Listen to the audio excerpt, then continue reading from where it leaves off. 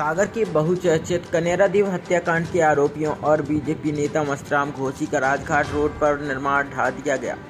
उसके marriage garden और दुकानों पर बुलडोजर चला दी गई।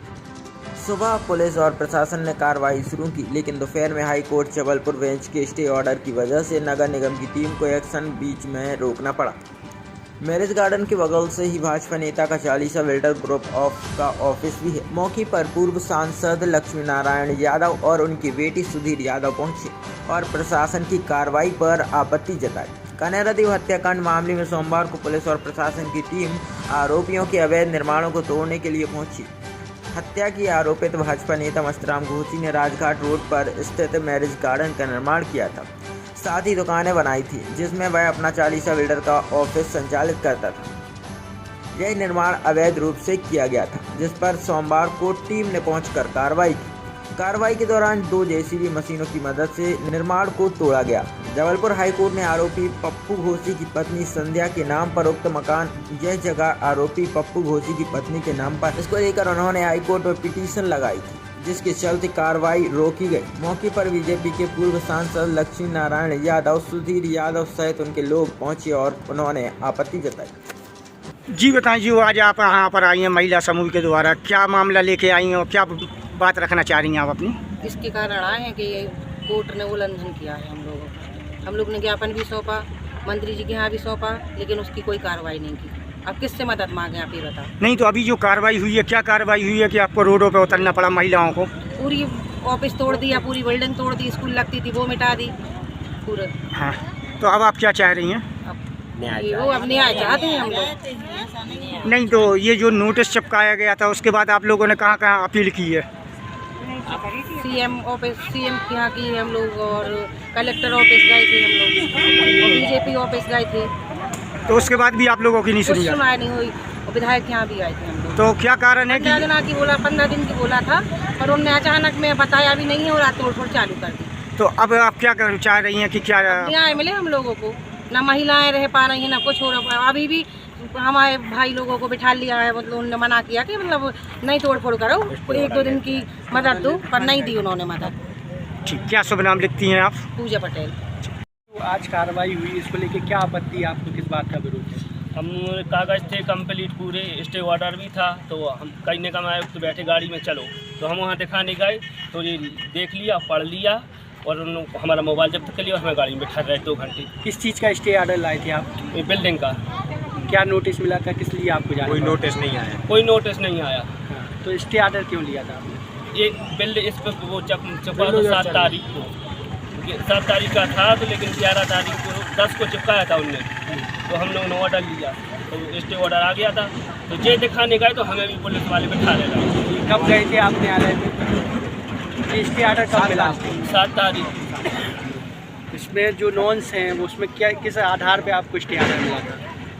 डॉक्यूमेंट सबमिट करने के लिए टाइम दिया गया था कि अपन स्टे ऑर्डर इसलिए लिया गया था कि हमारे मकानों पे नोटिस कैप्चर किए थे, घर की कार्रवाई भी चल रही थी, तो हम लोग स्टे ऑर्डर लेके आए थे कि हमें पर्याप्त समय दिया जाए ताकि हम हमारे डॉक्यूमेंट सबमिट कर सकें। अब जिसके पास डॉक्यूमेंट है वो सब जेल में अंदर बंद कर दिया। अब हम लोग उनसे पूछ नहीं पा रहे कि डॉक्यूमेंट कहाँ है, इसलिए हम लोग ने स्टे ऑर्डर लिया था कि हमें पर्याप्त समय दिया जाए ताकि हम सबमिट कर सकें। सबमिट करने के बाद फिर आप जो भी कार्रवाई जहाँ करनी थी वो आप कर सकते थे। तो आज जब प्रशासन की टीम आई थी तो आपने वो ऑर्डर दिखाया था? ऑर्डर दिखाने गए थे, भैया गए थे ऑर्डर, इनको उन्होंने देखा भी, इनको पकड़ के अंदर बंद कर लिया, मोबाइल जब्त कर लिया, और इतनी पुलिस थी कि कोई वहाँ बात करने नहीं जा पा रहा था। वो तो हमारे दादा आए, उनने थोड़ा सा जो आजमाइश की तब वो जाके बंद कर पाए, नहीं तो वो घर पे भी कार्रवाई कर रहे थे। हमारी वैध कॉलोनी है, उन पर भी जाके नोटिस जारी कर रहे। भाई परमिशन ले रहे, परमिशन में टाइम लग रहा है, उसमें भी टाइम दीजिए ना भाई, आप गवर्नमेंट का काम है।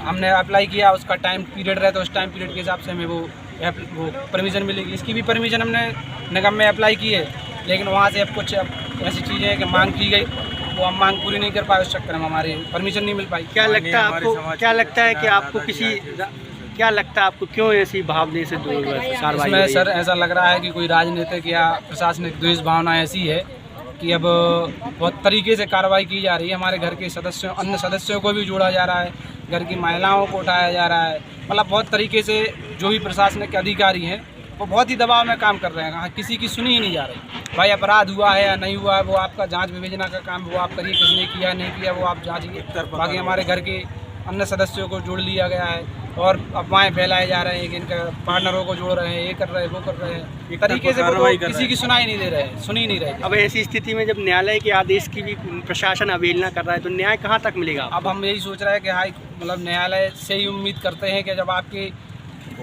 जो कोर्ट का आदेश है उसका उल्लंघन किया जाए तो फिर हमें न्याय कहाँ मिल पाएगा? किससे गुजारिश करेंगे? बस अब सर मेन उच्च न्यायालय अपना हाई कोर्ट उधर से स्टे ऑर्डर लेके भी आए, तब भी हमारी कार्रवाई नहीं रुकी। वो फुल जोर तरीके से मतलब ऐसे जैसे किसी ने आतंकी हमला कर दिया, 200-300 पुलिस वाले किसी की बात नहीं सुन रहे, ना किसी का मान रहे। इनको भैया को ले गए, ये दिखाने ले गए, इनको बंद कर लिया, मोबाइल जब्त कर लिया। भाई साहब जैसे देखने में आया नोटिस उनने गार्डन के लिए चिपकाया गया था, और क्या ये जो दुकानें बनी है इसका भी नोटिस आया था? इसका कोई गार्डन का नोटिस आया था कि गार्डन पे कार्रवाई करेंगे, तो जो अवैध थी उस पे आप कर सकते हैं। यहाँ कोई भी जगह अवैध नहीं है, जहाँ अवैध है आप करिए, उसमें हमें भी कोई आपत्ति नहीं। जहाँ आपको लग रहा है कि सरकारी संपत्ति है कहीं भी है आप करिए, लेकिन हमारे इसकी परमिशन भी है, ऐसा नहीं है इसकी बिल्डिंग की हम परमिशन भी लेके रखें निगम से, वो भी हमारे पास परमिशन, हम सब कागज लेके गए थे, मगर किसी ने सुना नहीं। आया तो गाली दे के भगा रहे थे कि यहाँ कोई नहीं आएगा। हमारे घर यहाँ पड़ोस की महिलाएं भी गई कि आप जाइए, तो उन्होंने भगा दें, नहीं यहाँ से जाइए, किसी की नहीं सुनी जाएगी। हम सबके पास गए, पटवारी जी के पास भी गए, एडिशनल एसपी के पास भी गए कि भाई आप सुनिए, वकील साहब भी गए हमारे, मगर किसी की नहीं सुनी।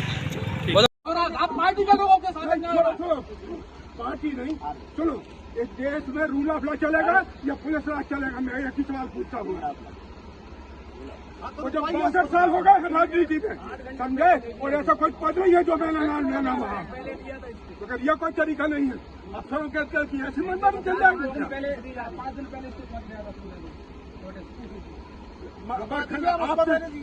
खन्ना साहब व्यक्तिगत रूप से कह रहा हूँ कि बस उसको समझ लीजिएगा।